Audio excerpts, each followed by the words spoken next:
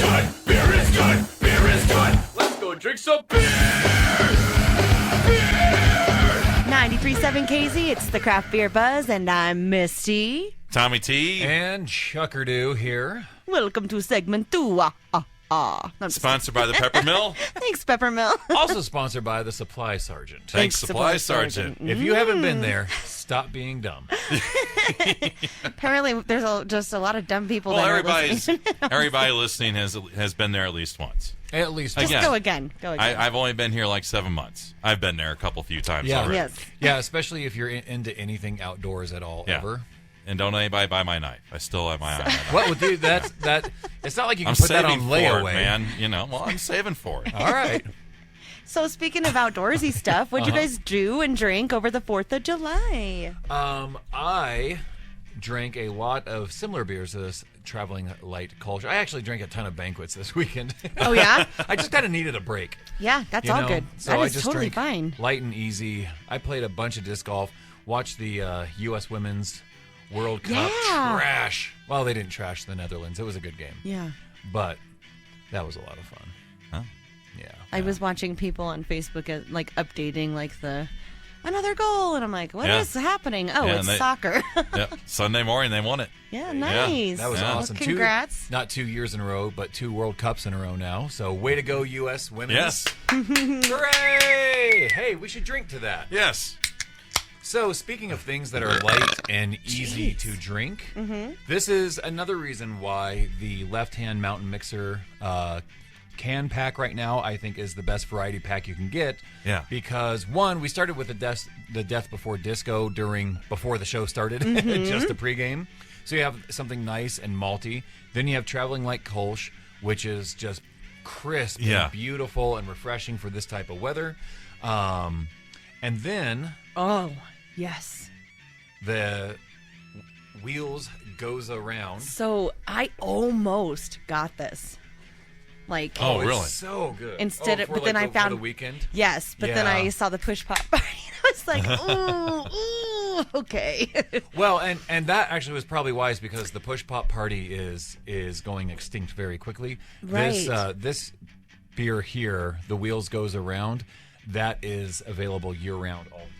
So right on. What I'm remembering of this and why I didn't go with this one, just have a whole bunch to myself, was it's kind of like got a little tartness to it, does it? It does. Okay, that's kind of what I remember. Sometimes, it hurts my tummy to drink so much tart. Like, you know what I mean? Like, you don't want to. What'd you say? You can only drink like a half a Yeti? Because it just doesn't settle right, or you just don't want to drink anymore. But that's how kind of I am with some beers too. So. But just for me, just at first taste here, that tartness is actually pretty good. Oh, There's no aftertaste or sticky taste in your mouth after. It's just a nice tart finish to it. Yeah. Clean. Well, and Well, not as clean as that Traveling Light, but still clean. Yes. Oh, Cleaner for than sure. you would expect. Right. Well, because they're using fresh raspberries. There's no flavoring. There's no syrups. or Okay, anything like there you that go. Involved. And so raspberries are already such like a light, aromatic.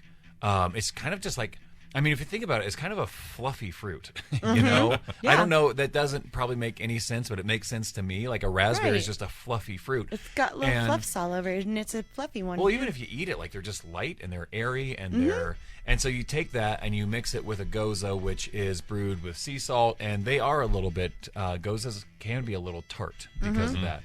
So I think that combination is beautiful, and this is also a wonderful summer drinking beer. And every purchase of this beer helps to benefit the National MS Society. So this was originally going to be called MS Goza Way, but then the government, who fundamentally believes in people, was like, you can't put MS Goza Way on there because people think they're going to drink this beer and it will cure MS. And Right. Left Hand was like, no, because we're not retarded. But you are government. Right. Okay. So so they had to change it, and they did Wheels Goes Around. You know, it would take one person to think that. It would. It would take one person to think that if really I would. drink this, the MS is going to go away. No more multiple sclerosis. Right. And then they complain to somebody and get sued. So I'd be interested to see how much money they've raised so far. with the sales on this? It's around, well, in total, go ahead, I'm sorry. And why isn't any other like organizations getting behind this? Like, why isn't like breast cancer have a beer, a pink beer? Or why doesn't like, you know, AIDS or cancer, you know, all these other beers? Like, there's an orange stripe around a blue can. I'm not sure which color of those represents MS, That's a if any. beautiful can, though. Yeah, it is. Well, but the bicycle pedals. Yes. There's the wheel and the sprocket on there, or the crank.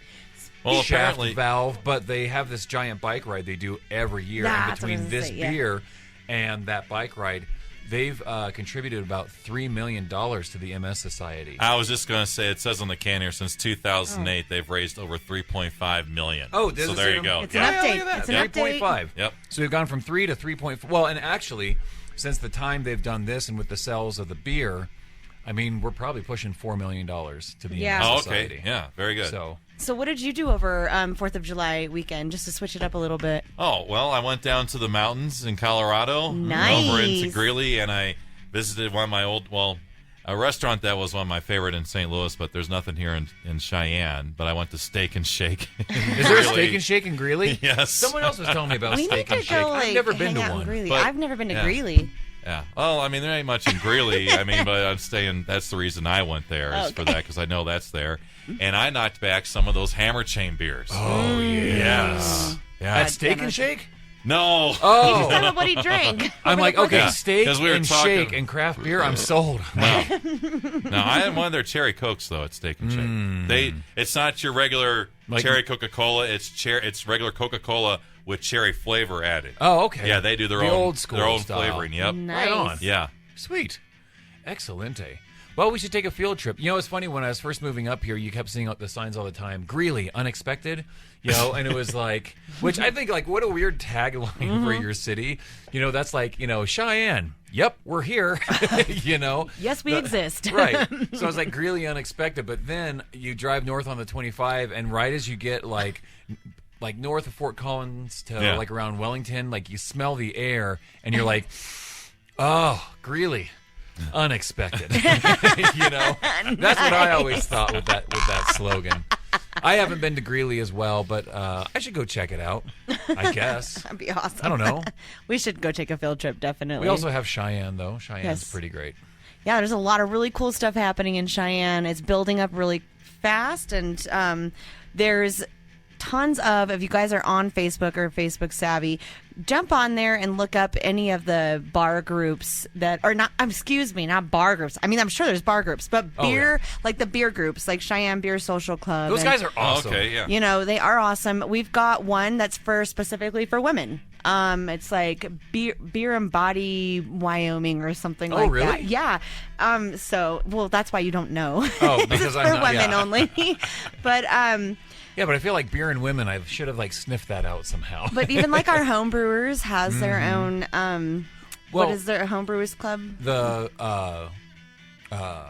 Why? Wow. Well, that's what the High Plains Drafters. High Plains. Jeez. Thank you. Yes. Goodness gracious. They've got a page. So Yeah. there's a ton of really cool stuff happening. But the Cheyenne Beer Social Club, like those guys, They meet up. Yep, they meet up. They homebrew. I think they meet like the last Sunday of every month. But they Yeah. homebrew. They share stuff.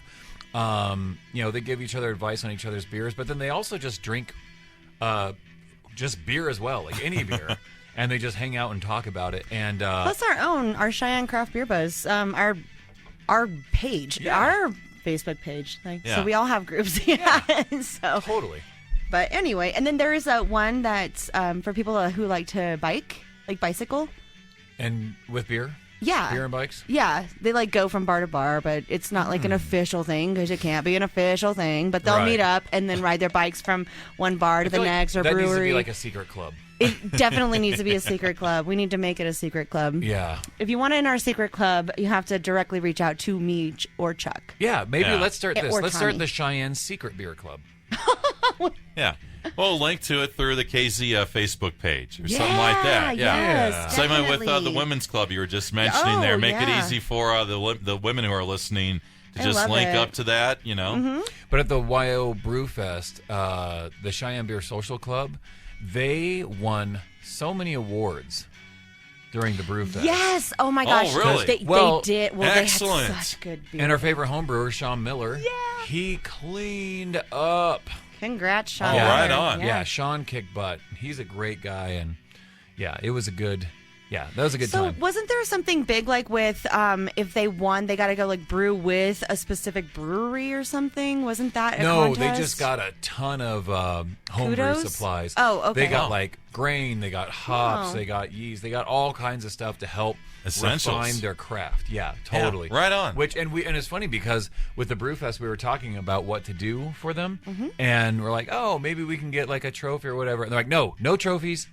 No certificate. What we just want more stuff to brew with. I'm like, okay, Nice. geez, stop yelling at us. Do you want some recognition? No. No, You don't need I just need a brew. High five? No. They're sitting there scratching behind their ear, Give me some more grain. I need my grain. picking at scabs. Like I just Y'all need, got just more need of them hops. Just need a brew.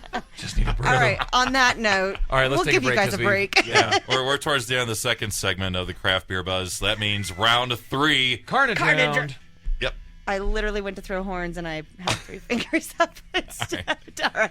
So round 3, the Carnage round of the Craft Beer Buzz is coming up next on 93.7 KZ. It's the truth. It is. Sponsored by the Peppermill.